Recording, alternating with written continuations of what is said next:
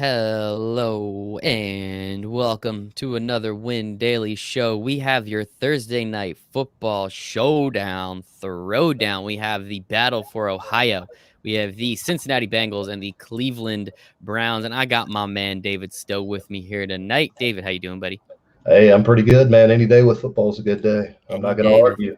I like that a lot. Any day with football is a good day, man. It's a great day to be alive. We appreciate each and every one of you hanging out with us, listening and watching right now. We're going to break down this Thursday night game for you a little bit, give you some insight, what we're feeling, what we're thinking in terms of the showdown slate. But first, it's always nice to understand what Vegas thinks because let's be honest, Vegas knows a little bit more than I do. They also have way more money than I do, but they know a little bit more than I do. And there's a reason they make these line. So there was a point in time where this game was actually 6.5. The Browns favored by 6.5. It's come down a little bit. It's now Browns favored by 6. We have the over-under sitting at 44.5. And as my good friend David, who is hanging out with me tonight, already said, if you're feeling it, Bengals at plus 215 on the money line. Mm-hmm. That's not too Yeah, bad. That's yeah. not too bad. The way the Browns performed in week one, they didn't give me any reason to think that wouldn't be a decent bet just to throw a few shekels on it and see what happens. Exactly. I'm not saying, put all your bankroll on that. Obviously, we would never do that. We are, as much as we love betting, we love doing it in the best possible way. But I actually think the Bengals cover this. I think it's a Thursday night game. You and I have already been talking. We think it might be a dumpster fire of a game, considering what the defense is going to look like and how weird it's going to be. It's Joe Burrow's second game in like 5 days. So now that we're throwing even weirder stuff on top of it, but we're going to be breaking that down. Just a couple more things from our good friends over at DraftKings that I thought was interesting. First touchdown score, you can get Nick Chubb at 450, Joe Mixon at 700. Can you even grab Kareem Hunt or Joe Burrow? You think he's going to run another one in plus 2,200. And the most bet on player props, Joe Burrow over 23.5 rushing yards, Nick Chubb over 69.5, and AJ Green. You can get that at plus money. AJ Green over 4.5 total receptions. If you looked at the ATY player props model, Nick already told you hammer the over on the 4.5 receptions for AJ Green. So maybe the people are listening to us, David. Maybe the people are finally listening to us. That's what we like to see. I hope so. I tell you, AJ Green seemed to be tickled to death that Burrow was coming. Man, he was looking forward to it. As miraculously his foot and ankle started feeling better as soon as he got Yeah, right. drafted. Right? Isn't that interesting? Isn't that interesting? So Kind of hopefully, like kind of like Joe Mixon's migraines. They went yep. away once they got that nice Surprise. giant Isn't contract. that? Hey man, I'm not here to point fingers. I'm just here so I don't get fined. Let me just say that right now. So we're good to go. But David and I are going to be breaking down this DraftKings showdown slate for you. So let us bring it up. I really don't think we need the team actually there because we only got one game here with us tonight. So as usual, you're going to see the quarterbacks in that captain spot. They're going to be a little more expensive on a normal night. We have Joe Burrow 10-8, Baker Mayfield 10-2. You can get AJ Green at 9, Joe Mixon 8-6, Odell at 8-2, which is pretty interesting. And then those Browns running backs down there at 8-6 for Nick Chubb and 8-4 for Kareem Hunt. Let's talk about this captain spot, right? We're most likely always going to see quarterbacks there or running backs, and there's really not too different we can get. But with this Browns team, they kind of have a two-headed monster at running back. Now, we say that as if the Browns were good, but they're not. So I don't know if we can call them a monster yet. Maybe that's me being a little over the top. But they're two really good running backs. We know that. We've seen it. I mean, how do you feel about this captain spot? Where do you think the chalk is most likely going to lie? I think tonight the chalk is either going to be Burrow. I think it's both of your quarterbacks obviously, but I think Burrow is going to be the highest chalk, and then I think you'll probably get a Nick Chubb at 2 or 3. I think you'll get Mixon and Chubb will probably be right around the same in your captain spot as far as your ownership, like the second and third chalk. I Chubb, I love Chubb. But I've gone through his game logs since Kareem Hunt has gotten there, and there has been a 25 to 30% decline in touches in carries for him since Kareem Hunt came on board. So it's obviously taken a little bit out of his upside. So I'm probably going to stay away from him in my captain spot. I think he's fine in the flex, but I am going to avoid him in that.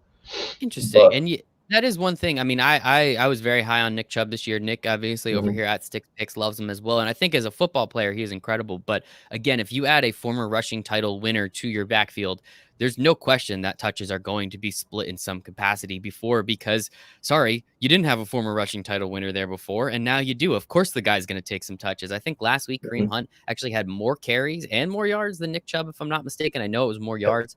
He obviously catches the ball out of the backfield as well, so maybe one of my season-long teams isn't going to be too happy. So that is in terms of chalk, obviously. We're always going to see the quarterbacks up there. They usually score the most points, but that's why they cost so much gosh darn more.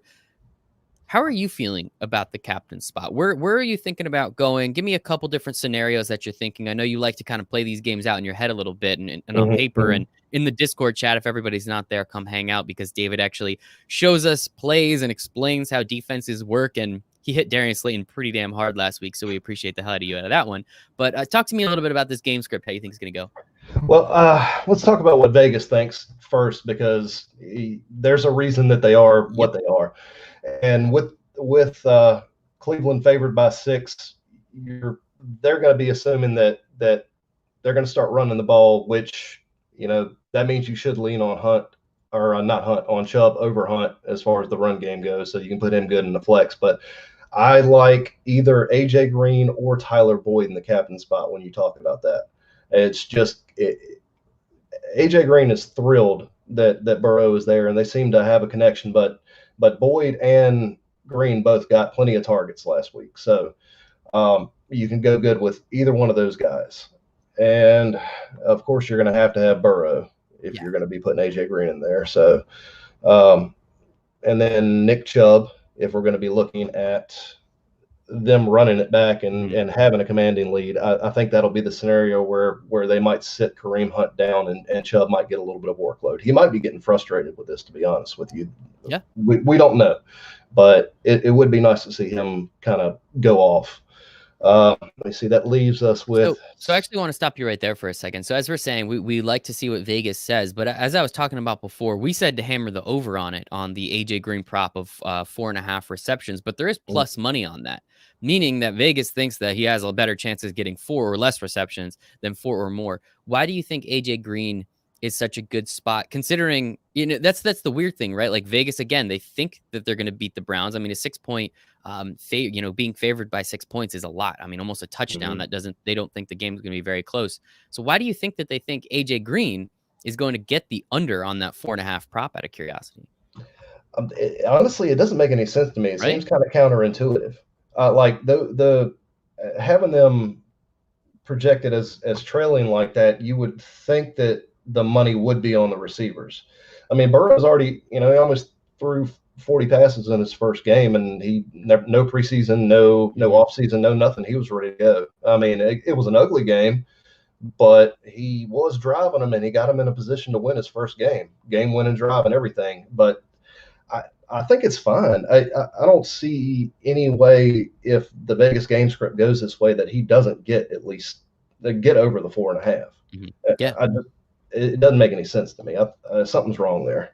I But agree, and that's as our good friend Sticks Picks likes to say, that's European sports books for you. Getting the data from the wrong places and starting to do some counterintuitive things, as you said, and that's where we can take advantage when we want to take advantage. And so with that, I mean, obviously we did see Joe Burrow last week. It was a lot of fun. He did run for a touchdown. He put his team in a spot to win. AJ Green, yes, he pushed off. I still wish they gave him the call. One thing of note: Greedy Williams is out for the Browns now.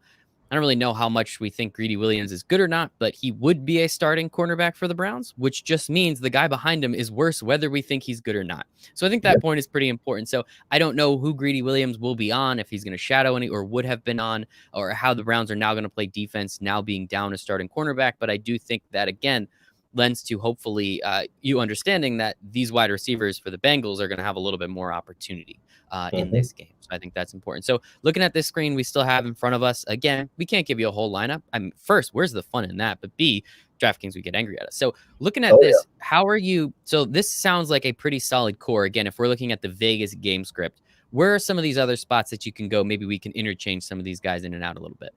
Also, another pass catcher that you can go ahead and take a look at, on the Cleveland side, you got to assume they're going to throw a little bit. And we were talking about the wind being a touch up, probably right around 15 miles an hour during the game. Now, it doesn't hurt fantasy production a lot, but it does change the average depth of target just a hair, and it does create a slight decrease. So if they're not going to be going as far downfield, I'd like to look at a tight end, kind of like Austin Hooper, Mhm. and he would be a good pass catching option on the Cleveland side.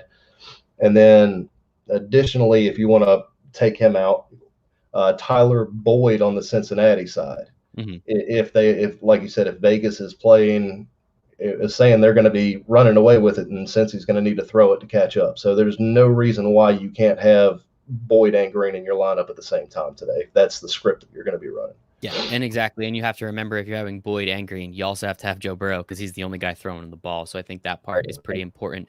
Just a couple things of note, as you said, with the Cleveland side of pass catchers, Jarvis Landry did come into the game questionable. He is active for the game, but we don't know exactly how active he's going to be. I mean, shoot, he might ask to get traded at halftime. Who the hell knows with these guys on Cleveland anyway? So we'll see actually how effective he is. Again, one way to get contrarian, as David was saying, hey, it's going to be windy, so maybe you want some of those short passes. I don't think Jarvis Landry's average depth of target isn't anything insane, but that Q note will make people drive off of him in terms of ownership. So that is something, if maybe you don't believe in him, or maybe you don't believe in Baker, it's going to be a way to get a little contrarian with that ownership, because as we know, we're all working with the same player pool. We're all working with the exact same people. There's two teams, and we pretty much know every single person in this game if you love fantasy football as much as we do over here at Win Daily. So you really have to just figure out a little way to get different. And in terms of that, as you said, maybe Austin Hooper, obviously we can throw in Tyler Boyd. You also said him in a captain spot as well. How do you feel about Odell? He got 10 targets, I think, last week. David Njoku is not there. He's the one who caught the touchdown. He's now on the IR or IL or whatever the hell our designations are anymore. Still kind of Mm-hmm. halfway between two seasons. Jarvis Landry's a little hurt. I mean, we saw Austin Hooper, but didn't do too much in the offense last week. Odell got a bunch of targets. Do you think he does it again and potentially finally will just be able to catch some of them? There is a real possibility that he finally goes off. I mean, we've been poo-pooing him for the last several weeks. I'm not even going to talk about that, but Nope. I think we all know. But he gets a little chip on his shoulder. A lot of times it'll cause him to blow up because he does get a little overly emotional. But that sort of motivation, he might want to go out there and just go lights out. So I don't feel bad about putting Beckham in there at all, and I wouldn't feel bad about him in the captain spot, to be quite honest, because Cincinnati did or has switched over to that 3-4 scheme that I was talking about last week when I told you about Slayton. Mm-hmm. And Beckham runs some very similar routes to him. So just something to keep in mind. So I wouldn't feel bad if he can come across the middle and catch a deep post, and it's game over.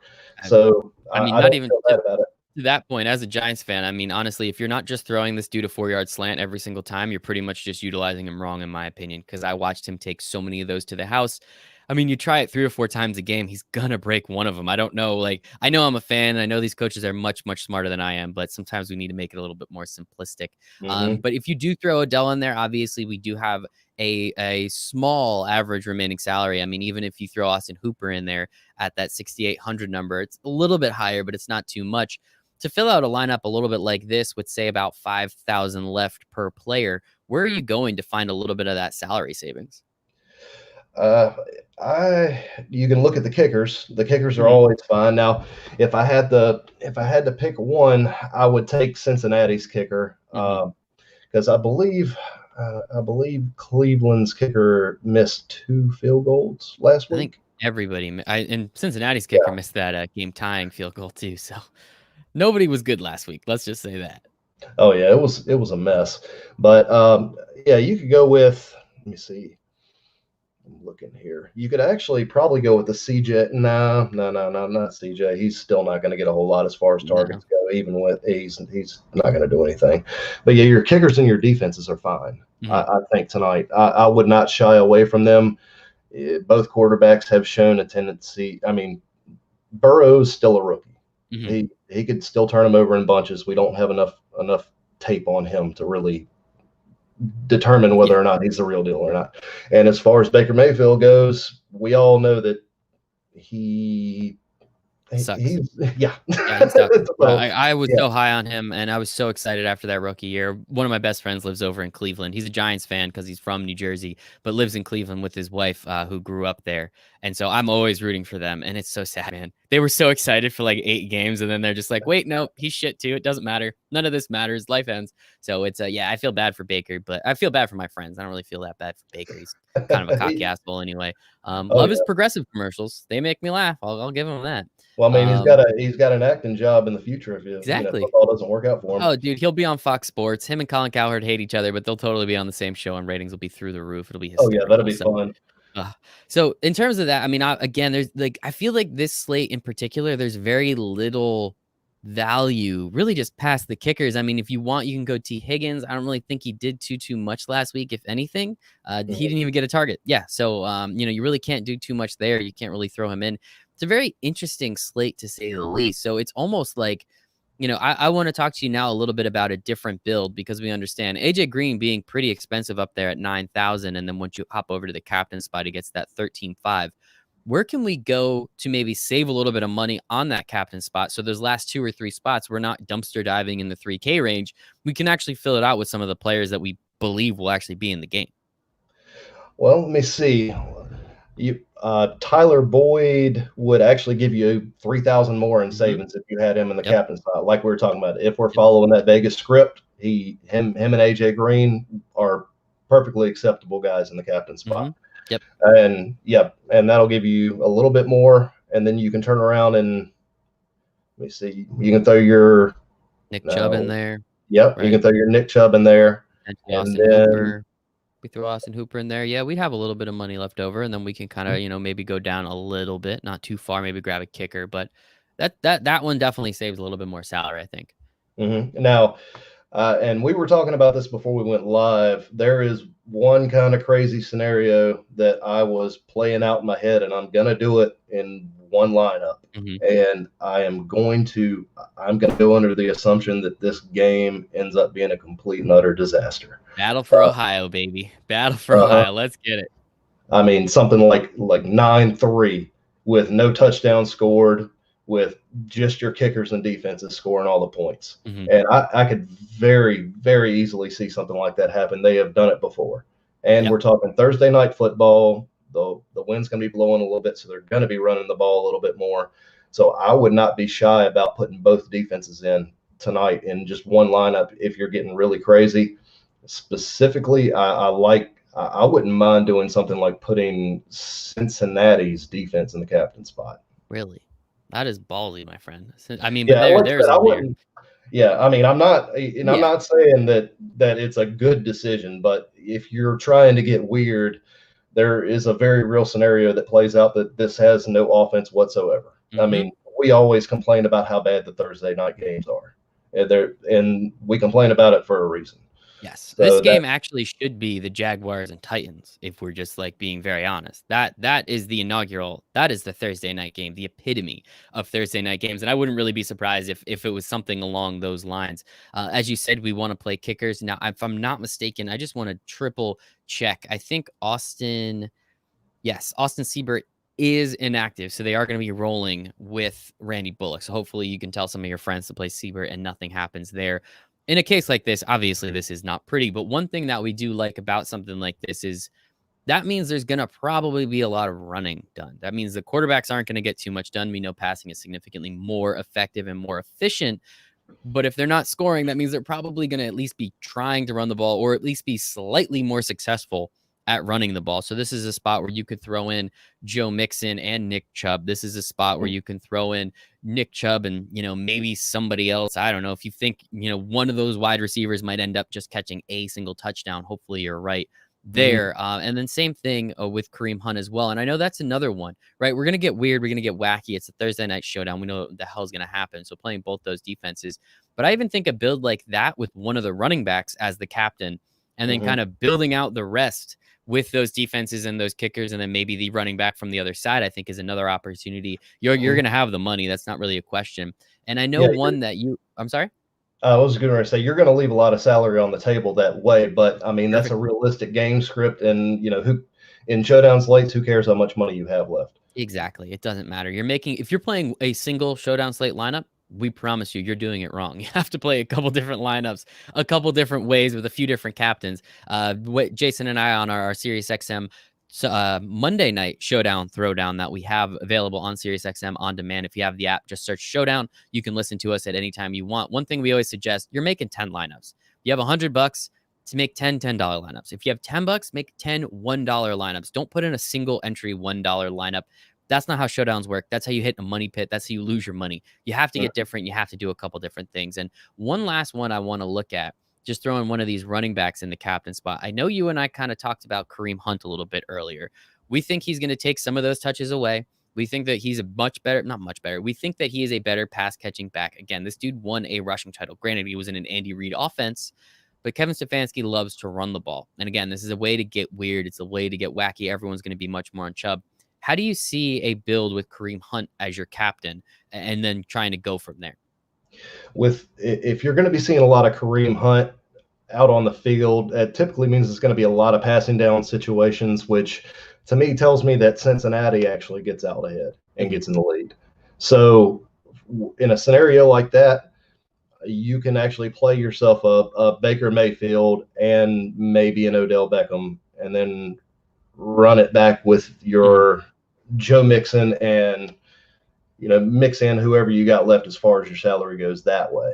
Now that scenario's I could see it happening. I mean, we've talked about how bad Cleveland has looked, yes. So that's the way that I would see that going. Because if he's going to be out on the passing downs, they're going to be playing from behind because they're not going to want to have Baker sit out there and throw the ball 40 times a game if they have the lead. They're just going to pound it. That's all they're going to do, and they're not even going to try and risk it. Exactly. So that's how I see that one going out. And then, so I have to ask, are there any other scenarios that you're looking at here in terms of captain? Like, I guess we said that the quarterbacks are most likely going to be very chalky, but then looking at the way this game plays out, I mean, just looking at these salaries, if you throw one of these quarterbacks in the captain spot, your entire build becomes significant. Let's just put freaking Baker Mayfield in there. Your build gets very, very difficult very quickly because there's nobody down here. You're gonna have to play defenses. You're gonna have to play Giovanni Bernard at that point. Auden Tate's inactive. You're gonna have to play Rashad Higgins. I mean, there is so few ways to really get value on this slate. How do you feel about maybe playing one of these quarterbacks, or are you going to try and avoid it? Are you going to make obviously a couple lineups with it? How do you feel about it? Me personally, I'm likely going to avoid the quarterback in the captain spot today. It doesn't.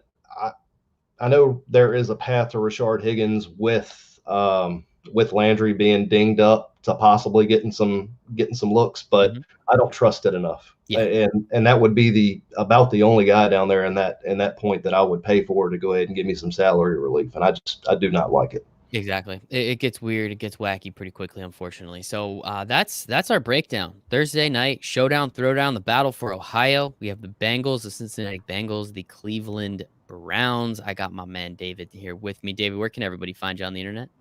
You can find me at Stobie on Twitter, David Stowe on Facebook, and 24/7. I basically live in Discord. Live in that Discord chat, baby, and we appreciate the hell out of you for that. Yes, please make sure to go to windailysports.com. And if you want to hang out with David in that Discord chat, maybe ask him a couple ideas about the lineups, how he's feeling. If you're just looking for one or two more spots, he can help you and give you some ideas and coach you to where you need to get to go. So you can go to windailysports.com/chat. You get 7 free days in the chat. So that's Thursday Night Football. That's all day Sunday, which is a blast. Which is an absolute blast. We're going to be betting a lot.